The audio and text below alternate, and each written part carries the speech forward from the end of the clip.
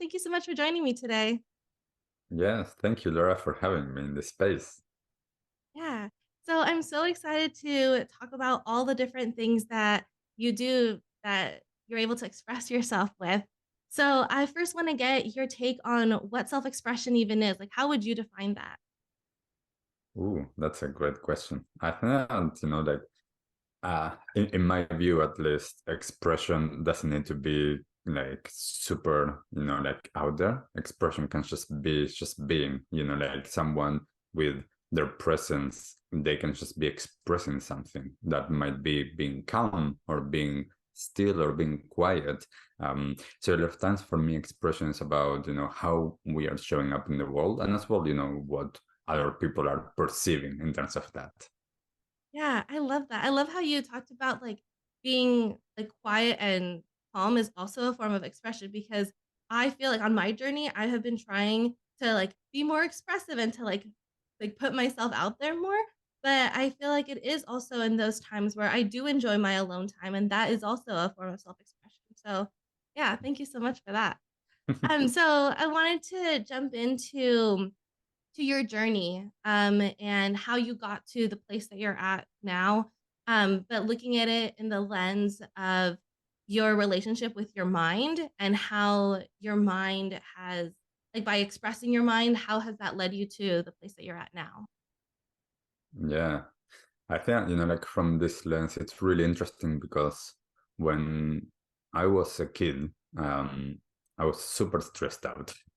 Uh, and that was, like my norm, even though I didn't know that that was what was happening until I learned otherwise. Um, so until the moment that I actually started to learn more about myself and through different practices, I started to do that. I started to notice, oh wow, I'm really stressed out. When I was driving as a teenager, I had road rage and all of that. And then suddenly I started to notice by doing other things that perhaps weren't so tied to the mind itself, but more to the body and to the feelings, then my mind started to shift because my perception started to shift about experience. And therefore, I started to not get that reaction. And then I started to notice, like, oh, wow, like when I'm driving and someone is cutting me off, like I'm not reacting anymore. I'm not shouting or, getting whatever it is that I was doing. And so I was like, okay, what's that? So I started to reflect and question and started to put two and two together in all of the things that I was doing and the practices. And suddenly it's like, oh, okay. And now I can look back and, like for the last 15 plus years, I haven't experienced stress. And that for me is a very different way of living than what the majority people are experiencing and what I used to experience. Yeah. That's so interesting that you brought up driving because that has been my number one thing. I'm like, why does like someone driving slow in front of me, it literally ruins my whole day. And I'm like, why? Like there's no reason for it. And I feel like it's like what you're talking about of having that awareness that before I was just so enraged that I wouldn't even take a second to even have the awareness that it was happening until after. So it kind of reminds me of like chakras when they're overexpressed. It could also be bad. Like you want to have like your chakras balanced. So could you maybe give some tips of how to not overexpress your mind? Is it just by going further into the body, or how would you see it? Yeah, well, for me, there's this really interesting thing, and I talk about this a lot with my clients and my students. That there's a time and place for separating, mind, body, feelings, heart. Like there's a time and space for separating all of that. But we also need to get sometimes to a place that there's no separation. So we're experiencing, like all in a sense. Like there's never an actual separation between mind and body, yet we might need to work in that way to actually create the changes.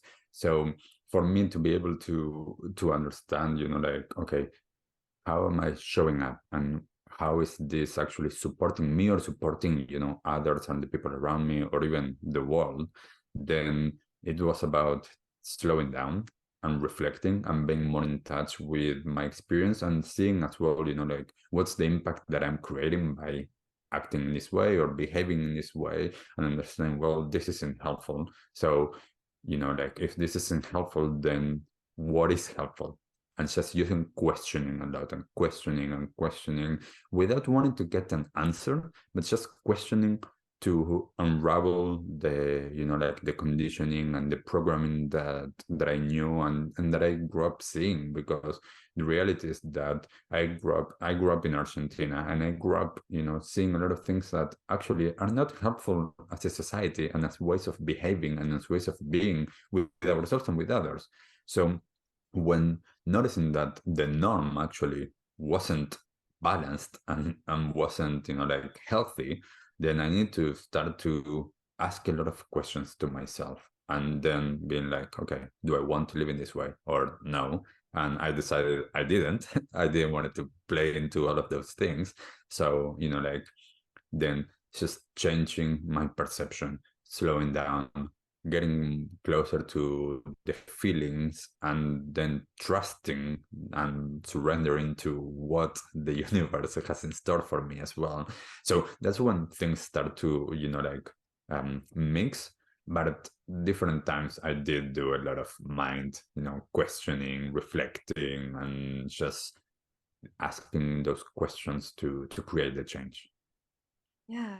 No, that's incredible, and I love the whole part about surrendering because that's what I've been working on myself too, that, I can only control the things that I can control and that are like, I can't be worrying about all of these other things that I have no control over, so, yeah, I definitely, love that take and Yeah. to And oh, go ahead. like with that, like living in the present is so important for that.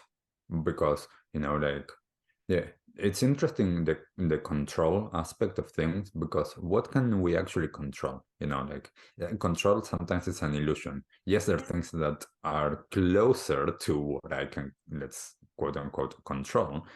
But the more that I surrender, the easier it is to flow with life, instead of all of the time, like going against things and trying to push and push and push. Like my way, or my entire way of seeing life is, life can be easy. Like that doesn't mean that there's no challenges or difficult circumstances, but it's about how am I navigating it and how am I experiencing it. And then it's like looking from now forward, I can learn from the past as well. And it's like, okay, like if different situations that happened that, like weren't helpful for me, happened because of different ways that I was behaving and circumstances, then what can I change to actually not do that? So, like that control aspect of things, it's like, well, like I know that if I, for example, if I actually create a good structure in my day based on a few different things that work for me, then I actually, like I don't get stressed. I don't get, like late. I don't go late anywhere because I'm all of the time, for example, like planning ahead. And it's like, okay, like, yeah, I know that if I have a meeting at this place and it's going to take me 25 minutes to get there, for example, it's like, well, like I can plan. There might be some accident on the road or someone doing this or that, so I'm going to plan to like leave 40 minutes before, and if I arrive there early, then I arrive there early. But I know that I won't arrive there late unless something crazy happens. So it's about learning from the past and projecting, but acting now. And that is the interesting thing about the flow and the dance between control and surrendering as well. yeah, definitely. So it's like everything needs balance, but then also not. So it's like what you were saying at the beginning with the mind, body, and soul that we have to have it so that they're all working together, but sometimes it is useful to separate them. So would you say that when they're all acting together, then that's flow? Yes, yes, definitely. I mean, like we would need to get to a place that everything is actually acting together, Yeah. that there's no separation. As I said, like I see this as well a lot of times with a lot of the ways that we're living. We try to compartmentalize everything in our lives. And it's like, like there's work, there's, like life, there's family, there's friendship, there's all of these different compartments. And it's like, well, there's no actual compartments. It's all just one. Then yes, I might show up differently, or they look differently, and they might need something different from me. Yet it's all one. There's no separation. But again, to work with them, I might need to look at this and say like, okay, like at work, I'm showing up like this, or in relationships, I'm showing up like this. So it does help to separate and compartmentalize sometimes, but then coming to the place that there's only just one. Yeah.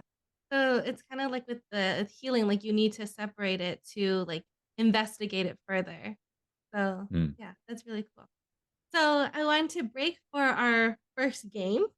So the first one is just I'm just gonna give you some random words and then it's just word association. So whatever pops into your head, just don't hold back, whatever comes up. So the first one is peace. peace, life. That's that's the way of living. Knowledge. Knowledge is, mm, ooh, knowledge is good. Wisdom is better. Mindfulness. Mindfulness. Mindfulness. It's a necessary way of living to actually stay well. Hmm. Teacher. Teacher, power dynamics, understanding we are our own teachers. We can learn from others, but not giving our power away. Wow. Great one. Healing. Healing is all about a return to wholeness. Anytime that there's a healing happening, it's about going back to our true nature. Poses. Again, Like yoga poses. poses, learning flows and structures, and how different things actually open, how different poses can be keys to open different doors. Breathing. Breathing is life. The moment that you stop breathing, you die. So it's quite important. Yeah.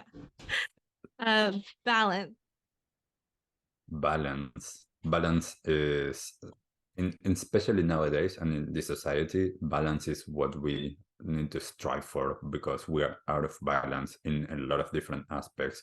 As an example, we need to get back to balance in the way that we're giving and receiving energy, time, money, everything. There's a huge imbalance in now at this moment, both in ourselves and in the way that we operate as a society and with this earth. So we need to get back to that place of balance. Definitely.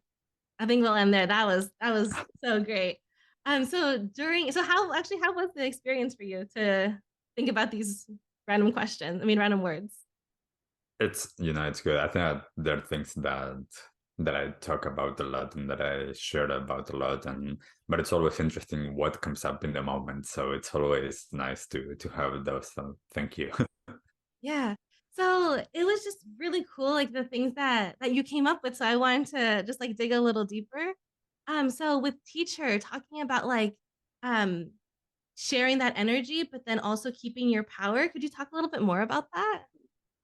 Yeah, so this is something, that I think that it's really important is understanding how we've been conditioned and how um, we a lot of times are giving away our power to someone in a position that we as a society, and then we internalize that we think that they are in a higher place than us. That can be like a doctor or a teacher or something like that, but it's completely unconscious, and that's the key. So we need to understand that in all of those relationships or interactions there's a power dynamic happening. This is key because especially like in the spiritual world, there's been a lot of challenges with that, with abuse of power. So I think that it's really important as an individual to understand that anytime that I'm going to interact with someone that is in a position of more knowledge or more wisdom on a specific thing, I can take that and I can actually, be grateful for that, but I don't need to give away my power. I can stay with my own power and I can actually understand, yes, they might be giving me some wisdom or some understanding or some teachings, but that doesn't mean that they are better than me. That doesn't mean that I need to, release everything for them, I might, like I've studied like with some teachers for a long time, and I basically immerse myself in teachings and in teachers, but it doesn't mean that I'm losing, my own power. And I think that that's important nowadays to understand this, because we tend to do that, and then we tend to live by what others are telling us instead of what actually is true for us. So the same as like with doctors, for example, if a doctor tells you, there's, you have this diagnosis, and then they give you a prognosis, you might believe that, even though that might not happen. So, like if you give away your power in that example to a doctor or to a teacher, and they tell you, like this is going to happen, then are you believing that?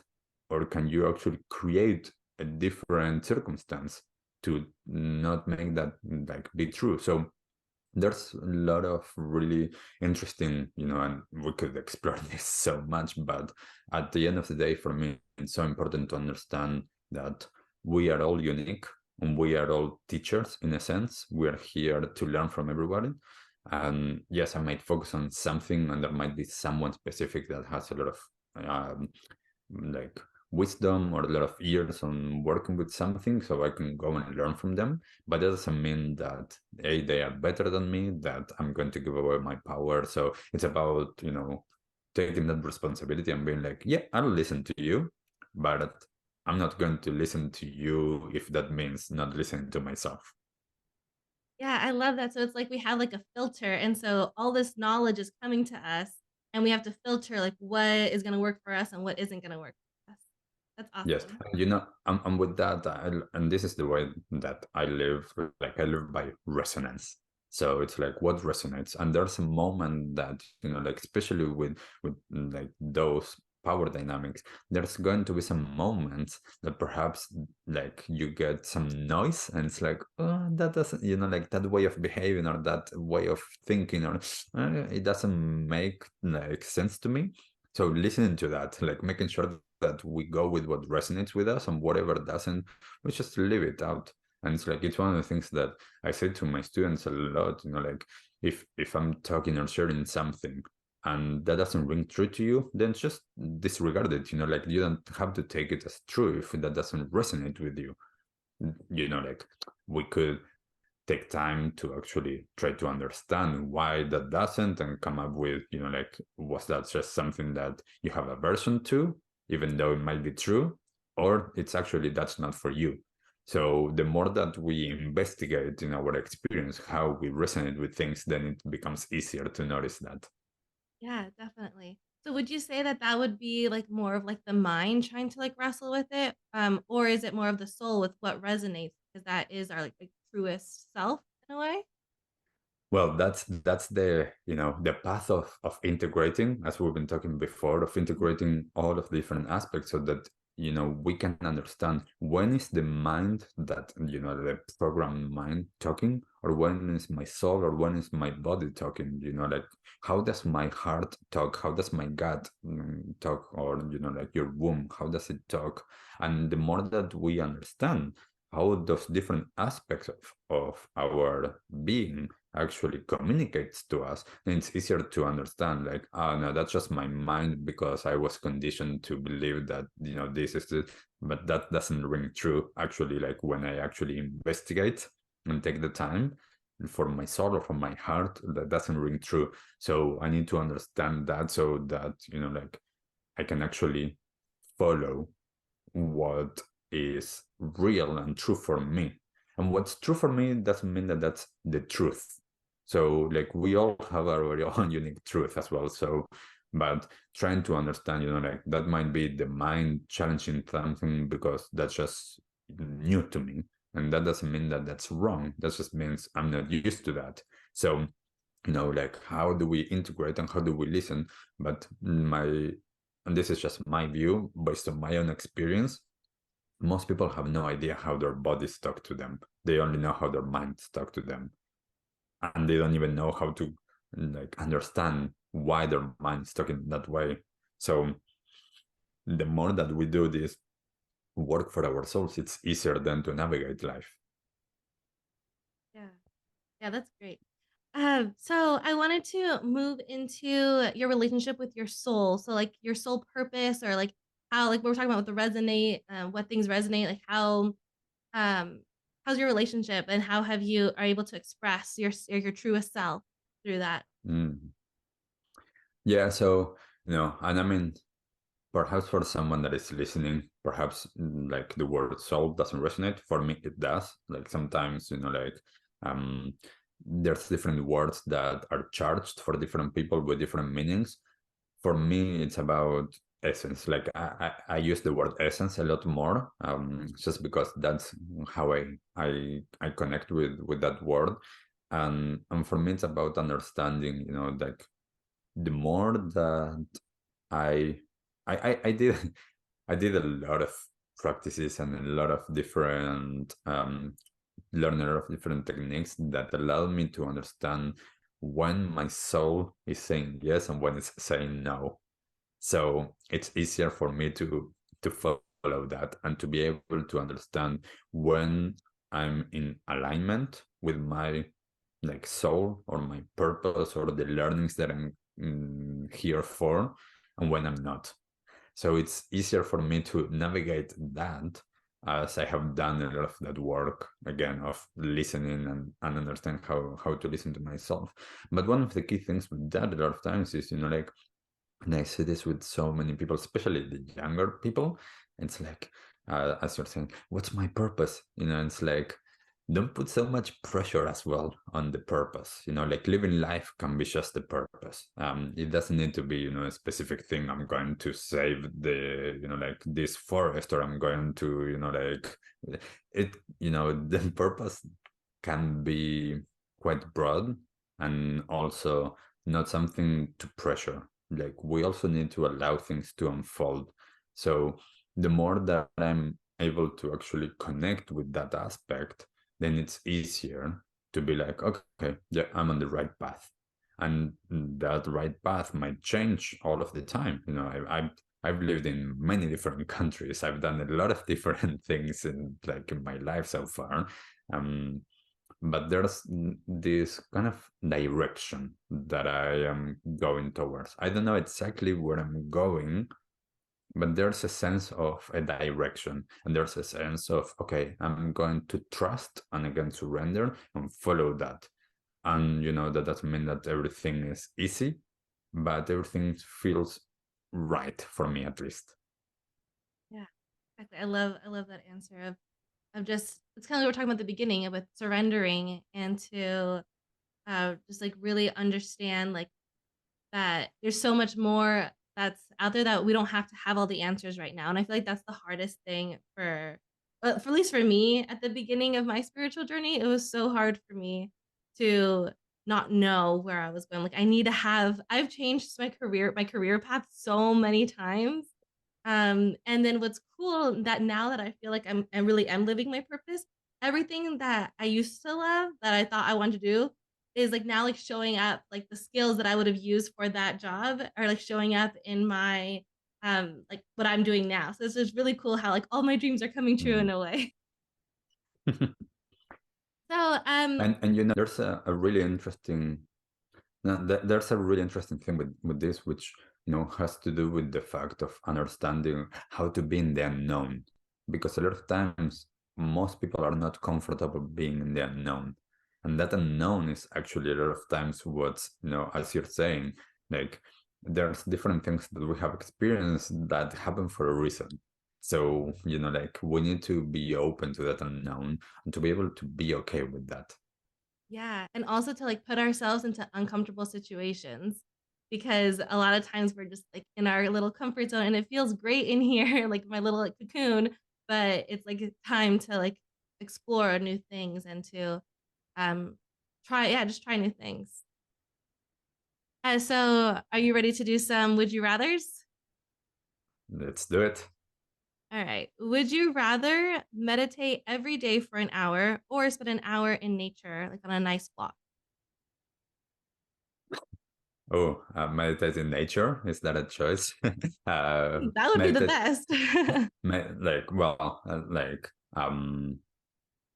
I would say based on my past experience, um, I'm good with meditating for an hour. The next one is they're all about meditating, the ones I chose today.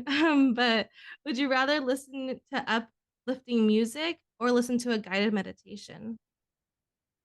Uplifting music.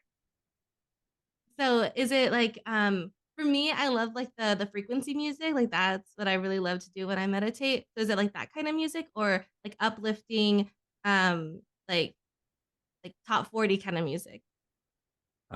For me, like when you said the uplifting music, for me, it's something with a lot of rhythm that I can actually dance to almost. And it's like, like either a Latin or African rhythm Yeah, that would be awesome. And then would you rather do yoga by yourself or in a group? by myself. Interesting. Could you get into why? Um, I I'm so used to practicing by myself with that that a lot of times um I let me say this. I love the group energy, like when practicing. And at the same time there's different things like some yoga practices that we're all unique and our bodies are unique, and a lot of times there's this element that I need to go at my own rhythm and do things in my own way, and sometimes that means that different people will do things in different ways, so then we are not actually doing the same thing at the same time. So I much rather just practice by myself. No, I definitely see that because sometimes in yoga, you want to hold the pose, like your body's telling you to hold the pose a little longer than somebody else. So, yeah, that's really great. I didn't think about it that way. So, thank you. But saying that, like I'm okay, like doing that in a group because I don't mind what other people might think if I stay longer on a pose. But I've been to classes and teaching a lot where people are looking at other people, and I'm always like, come back to like to your experience. Who cares what the other person is doing? But we've been conditioned to care and to compare. So that's why a lot of times it's like, well, it might be easier to just like practice by ourselves if we have the discipline to be able to do that. Yeah. So that actually like is perfect to get into like your relationship with your body. So I read like that you love yoga, but you also do a bunch of other kinds of activities. So I'd love to get into that as well as the dancing that you just mentioned. Yeah, well, like for me, the body is one of the biggest untapped resources that we have because our society teaches us how to be in the mind and not how to be in the body. It Wow. doesn't teach us how to actually feel feelings. So the more that I understood what feelings are, that feelings is just energy moving, then I understood how to be in relationship with feelings and how to experience life through that. So I went from, like emotions to actual feelings. So there's no patterns of behavior that are attached to feelings unless I get to the emotional level. So if I can actually feel the feelings before they get to where I actually put a label to them as an emotion, then it's much easier to navigate through life and to be able to process experience and not to create more blockages or trauma that I'm carrying on. So the more that I'm able to be in connection with the body, I'm more present and grounded in this moment, in the present. B, I can actually allow experience, whether it is, again, challenging or easy or whatever, my experience of it is what matters. So if I'm able to actually feel it in the body, it's easier. And, like for me, moving is so important. Like even if someone is watching this, I talk a lot with my body and with my hands, like I move a lot.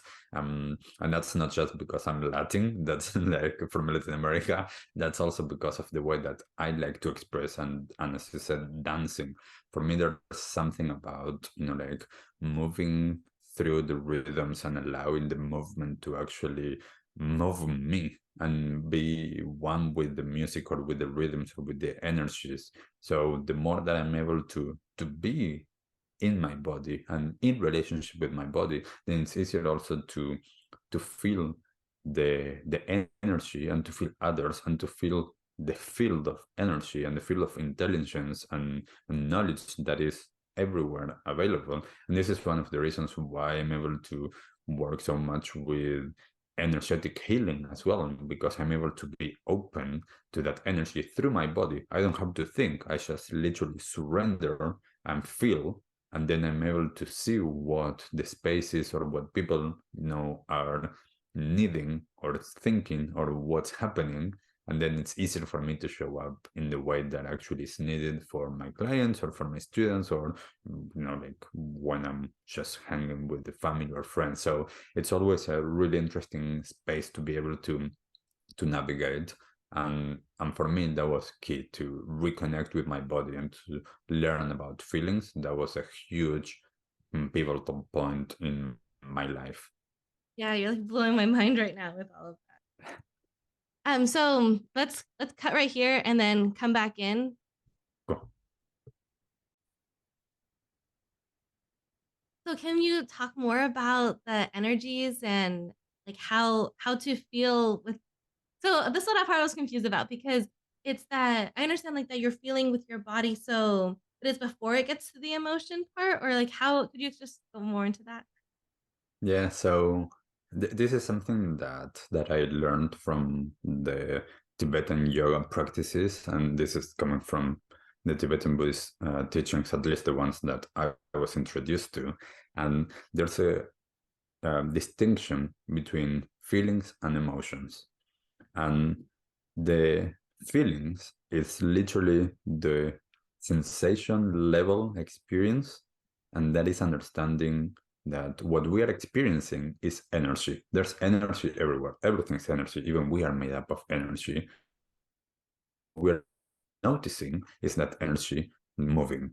Now, the moment that we attach a label, and that's already thinking, even though emotions are actually kind of like a lot of times separate from the thinking, that is already, we're attaching a label to a feeling based on our childhood usually, or based on our past experience. That, for example, when I was a kid, if I had a, like, if something happened and then I behaved in a certain way and someone said, why are you so angry, for example, then I attach whatever I was feeling, whatever in my body I was feeling, that I attach, oh, that's anger. So I learned that anger perhaps is like having a feeling in, like in my experience, it was, like somewhere in my belly.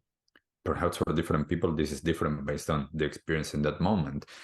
But what happens is that if I don't feel the feeling, if I just allow it to get to that pattern, then all that I'm doing is I'm no longer feeling what's happening now. I'm feeling what's happening in the past or what happened. Plus, I'm allowing that pattern of behavior to come with a reaction, which a lot of times reactions are unhelpful. So I might, experience something and I might behave in the same way. So I might respond. For me, this is a huge distinction between reacting and responding. Reacting for me is unconscious, responding is conscious.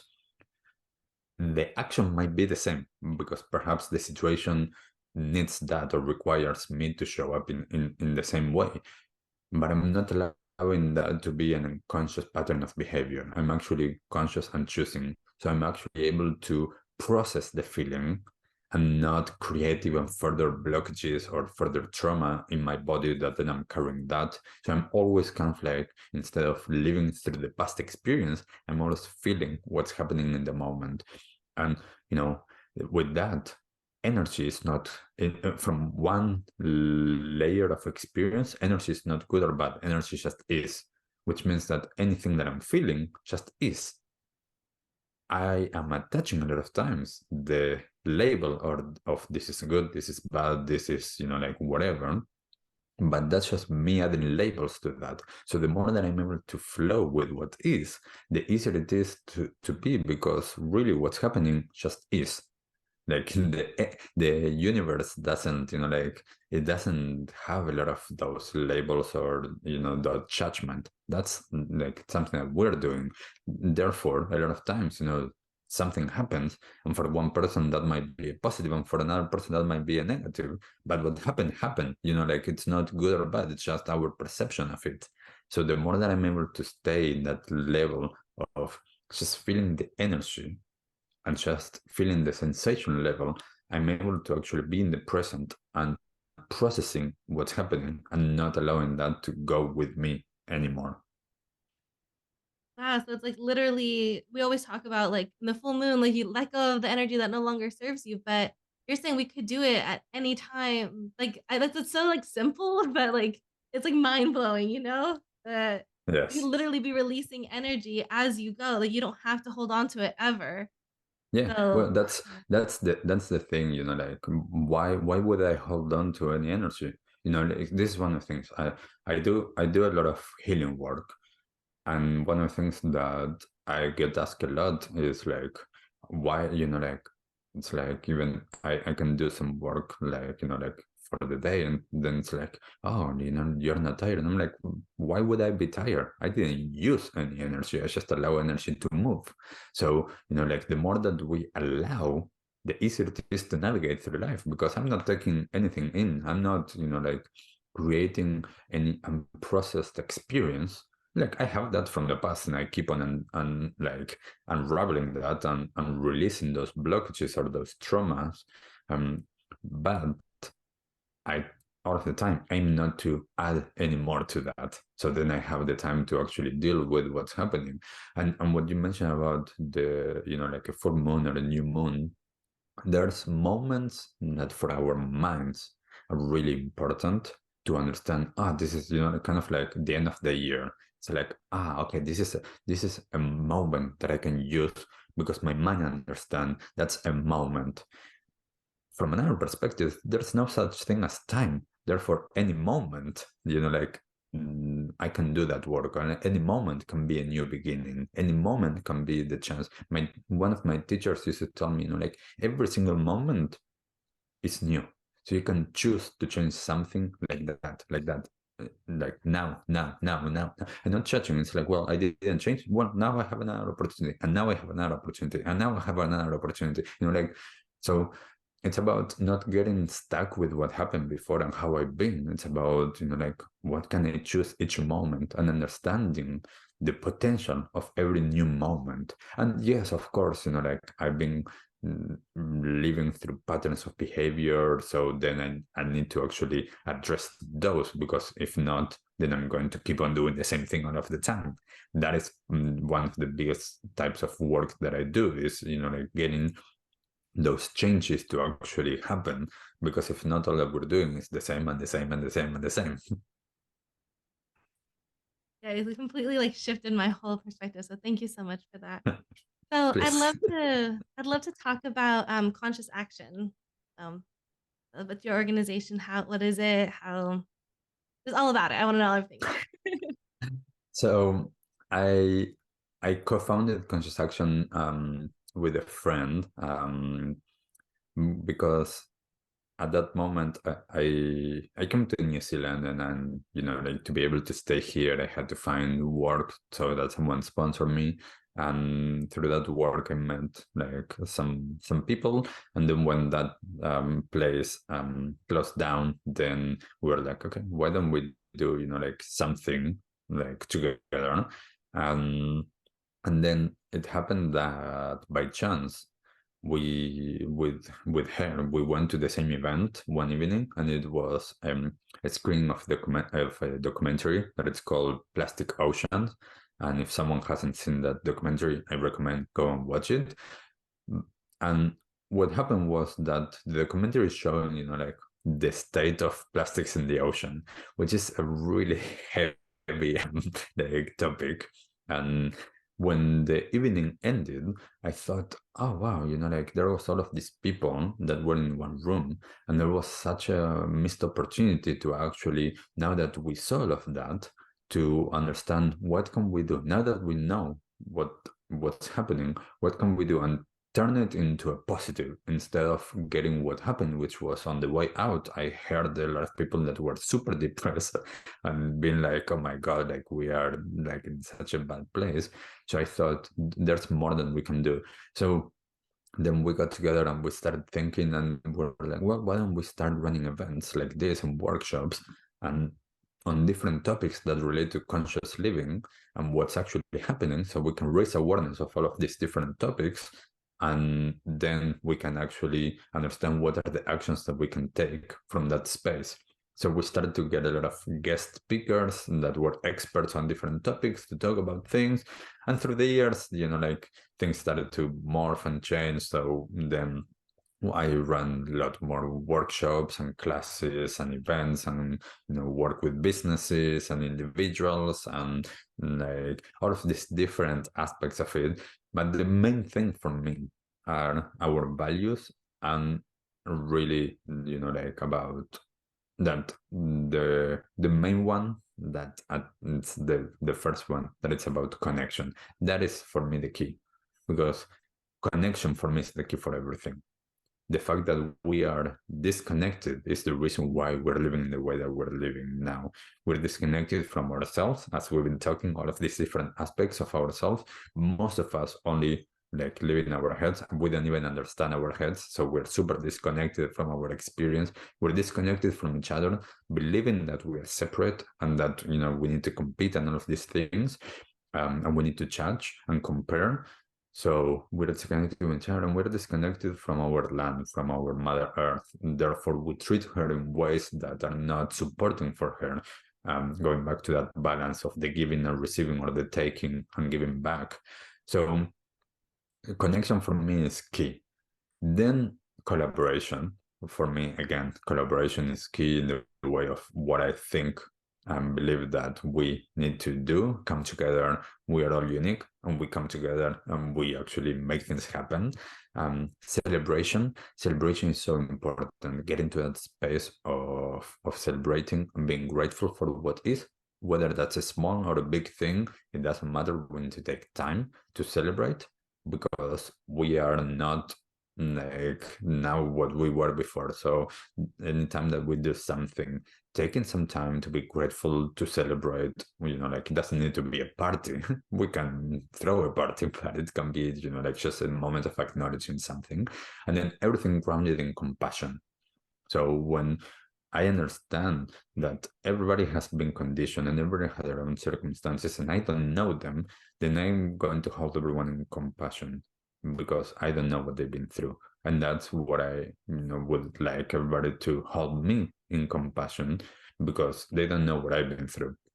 So we can meet each other in that space. So this enables and coming together with the community, whether it's here locally or with everyone that work online, it's about getting to that place of connection and community and understand we're not alone.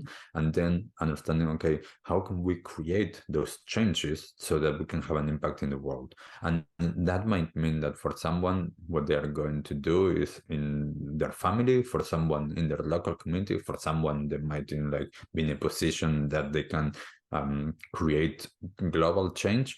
It doesn't matter what your position is. It's about understanding the power that we have and taking responsibility and being able to understand that. So, I work a lot with businesses running wellbeing programs for their employees. I work one-on-one with people, mentoring, coaching them. I work one-on-one with doing healings. I run a lot of workshops and events. So, there's so many topics, conscious living is every single topic, it can be conscious or unconscious. So whether it is spiritual, personal health and well-being, relationships, community, whether that is, sustainability and regenerative practices, ethical and social justice, everything can be seen through this lens. So there's no topic that, I don't go and explore. So there's topics that perhaps I haven't yet run an event on,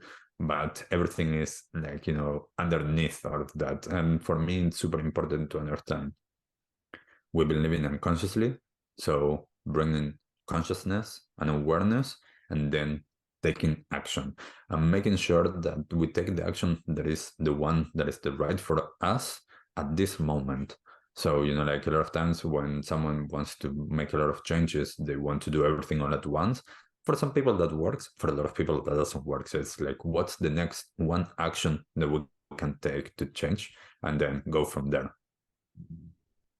Wow, that's incredible. And it's so cool that you're my first guest of this new era of grounded spirits because like here's like my logo and it's exactly what you're talking about. Like we need the mountains like the earth, but also the water is important. And then the grounded is like being connected to earth and then spirits like being connected to source. And so it's like all of that balance that you're talking about and like being awakened and like you said, like conscious living. It's literally everything. And so that's just so like remarkable that you're doing this work and that you're like a ripple, like you're starting here, like the small steps that you're talking about, the small steps, and it's just gonna go outward and getting everybody Yeah. involved. So wow, Yeah, thank and you. there's something to be said about understanding the power that we have with that. As you're saying, the ripple effect. We don't know where that ripple effect is going to go, but it's really important to understand that we are going to create a ripple. Which kind of ripple do we want to create? And that is the key there, because it's like, everything that I'm doing is going to create that ripple. So being aware, it's the same with, I'm going to leave a footprint. We're all going to leave a footprint. How big or small, it's up to us. Incredible. So my last question is usually like what does the world need more of? But I feel like we kind of already talked about that.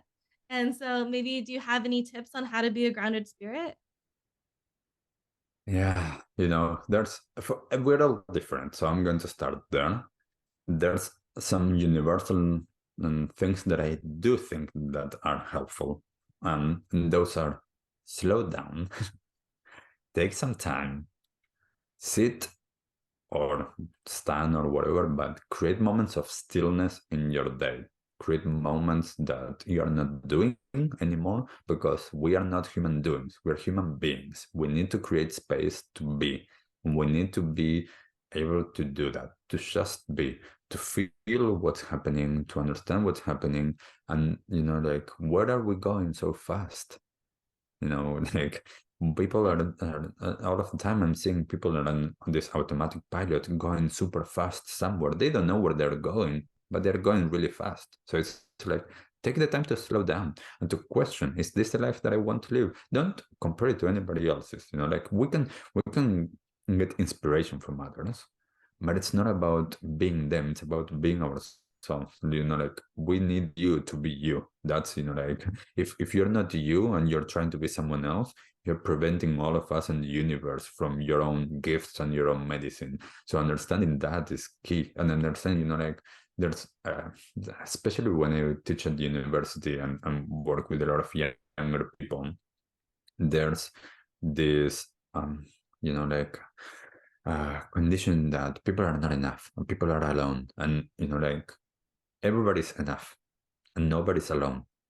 Like, like whether we've had super hard upbringings, and whether perhaps physically the people around us are not there with us, there's this whole other layer of the subtle, that like, or the spirit world, that it's always there. All of our ancestors are always there behind us. All of those spirits and those guides are always there with us. I often say to a lot of people, everywhere that I am, I'm always with my entourage. Like, you cannot see them, but they are there.